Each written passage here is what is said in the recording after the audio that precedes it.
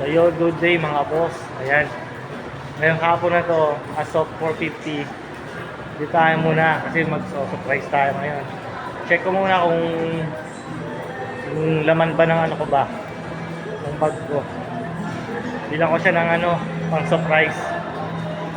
So sabi ko, kung hindi na kayo sumama, ako na lang mag-isa, diba?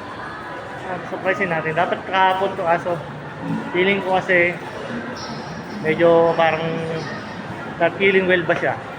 So ngayon na lang, balik muna ako sa taas. Yan, dito na tayo mga boss. Maghahanap tayo ngayon ng malupitan na pang regalo ba, surprise gift natin. Kaya tayo mga ladies, ladies session, di ba? Hanap-hanap tayo dito mga boss.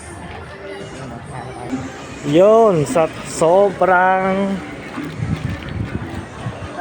tagal ko mga bossing mamili. Kaya naman talaga ako. Ayan, magbabayad tayo.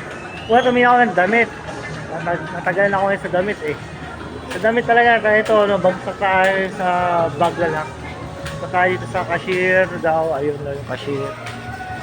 So, pagka rin yung cashier, papabalot na natin itong binili kong regalo. Siyempre, dito tayo sa cashier. Dito daw, cashier daw eh.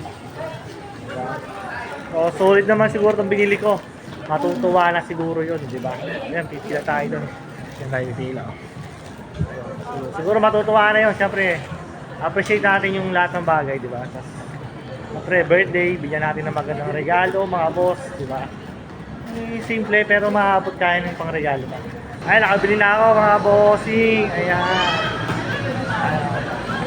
Magbibigay natin sa kanya to. Di ba? May gift na tayo ngayon. Oo, di ba? Ako, mga boss. Baba tayo dito ngayon. Yun, no?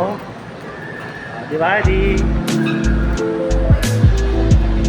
Mayroon na tayong siyempre, appreciate yan. Regalo yun, eh. Yeah.